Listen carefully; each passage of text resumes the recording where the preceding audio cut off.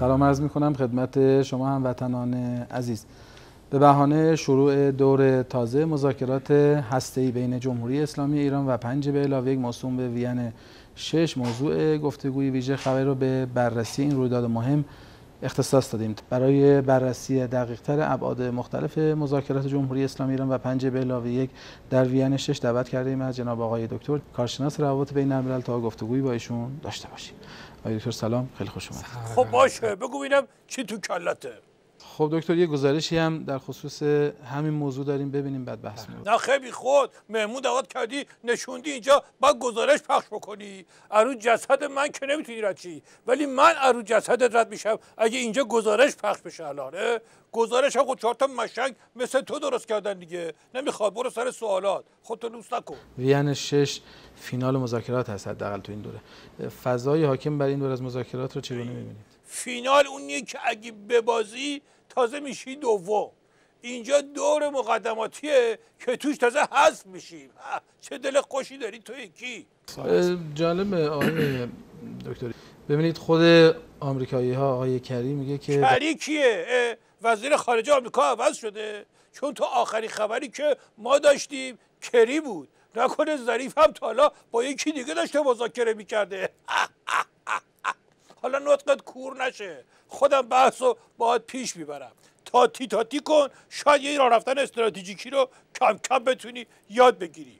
میخوام ببرم تو حال و روز مقام عظما مستقیم. عظما بعد از جام زهر چه امتیازایی داده؟ تو این دوره از یعنی از زمانی مذاکرات شروع شده سانتریفیوژ جدید اضافه نکرده.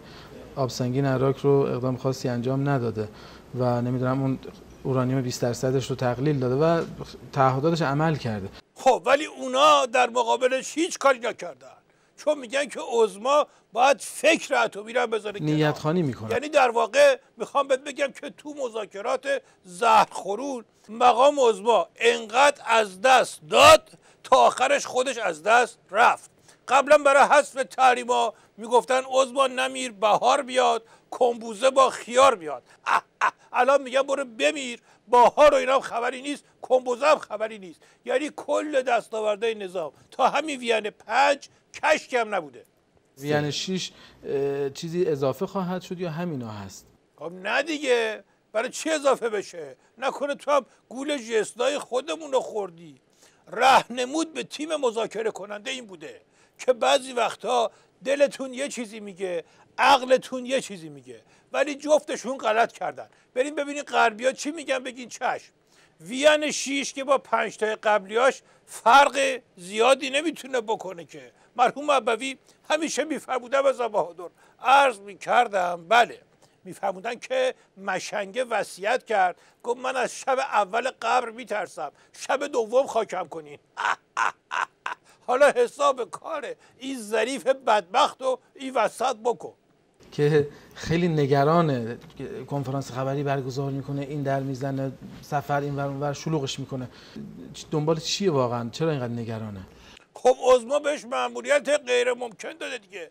گفته یه طوری مذاکره بکنین که ظاهرش ضایع نباشه، یعنی غنیسازی در حد حفظ چهره.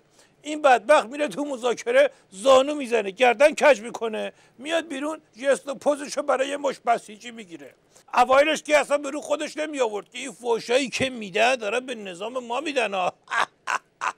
مرحوم ابوی همیشه میفرمودن بزن بهادر، عرض میکردم بله، میفرمودن که تو قهوه خونه یک گردن کلفته اومد گفت عباس کیه؟ کجا قایم شده؟ مشنگه بلند شد گفت مثلا من باشم چه غلطی میکنی؟ طرف هم گره مشنگه رو زد، له و لورده کرد.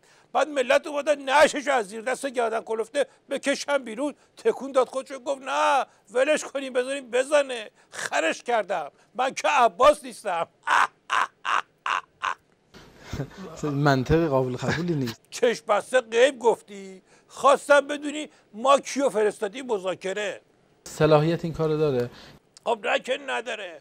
مگه ندیدی هر دفعه از مذاکره برمیگرده غمگینه، مثل میمونی که تا فضا میره ولی وقتی برمیگرده ببینه بازم تو نظام الهی ماست. خیلی کوتاه بفرمایید تفسیر شما از صحبت‌های آقای روحانی مبنی بر اینکه کاسه تحریم‌ها شکسته شده چیه؟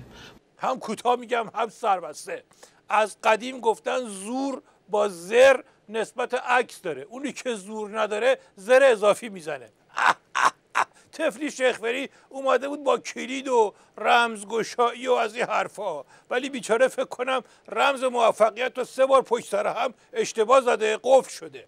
یعنی اینقدر که تو مذاکرات لگد به بخت ما زدن، بروسلی به حریفاش نزد. به هر صورت آیا به یک برون رفت از وضع هسته‌ای موجود منجر خواهد شد یا خیر؟ بر صورت بحثی هستش که اکنون در سطح رسانه‌ها و محافل سیاسی مطرح است. نه دیگه، اثر جام زهر الان همه جا رسیده. همایش دلارامی هم که گذاشتیم توش دوباره دلپیچه مطرح شد. وضعیت نیروهای نظام خیلی خلاصه برات بگم. یه بسیجی دلواپس اومده بود پیش من، تعادل روانیش هم ریخته بود به هم. گفت آی دکتر، وقتی خبرهای مذاکراتو میخونم فکر میکنم که گاو شدم. بهش گفتم از کی این احساس رو داری؟ گفت از وقتی که گوساله بودم. خیلی ممنون. با تشکر از شما بینندگان عزیز که تا این لحظه با ما بودید. تا گفتگوی دیگر، خدا نگهدار. عزت همگی زیاد.